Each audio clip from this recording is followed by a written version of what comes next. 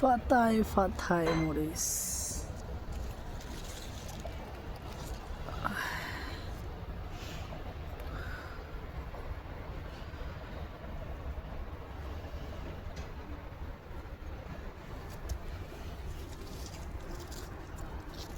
সব মরিচ আর মরিচ। এখন গাছগুলা কিভাবে বাঁচাবো সবাই মিলে একটু পরামর্শ দিবেন।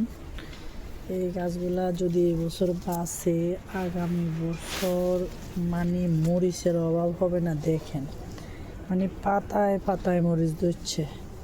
প্রিয় বন্ধুরা দেখেন এত মরিচ ধরছে যেটা বলার বাহিরা। এখন সবচাইতে বড় কথা হলো এগুলা কিভাবে বাঁচানো যায়। সব পাতার ফাঁকে ফাঁকে সব মরিচ।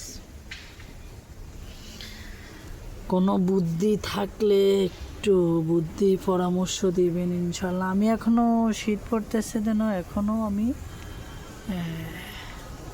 পানি দিতেছি। পানি না দিলে গাছ মরে যাবে।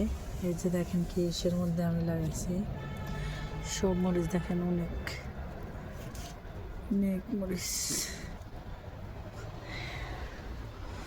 সবাই ভালো থাকেন, সুস্থ থাকেন। আমার মরিচ গাছের জন্য সবাই মিলে দোয়া করবেন। মরিচ গাছ যেহেতু বাঁচে, এখন শীত পড়তেছে বেশি, শীত পড়তেছে।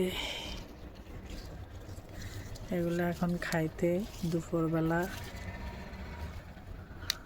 এই যে দুপুরবেলা ভাত খাওয়ার সময় এগুলো এখন খাবো। আমাদের এখানে দুপুর আমরা মাছ ভাজি করছিলাম।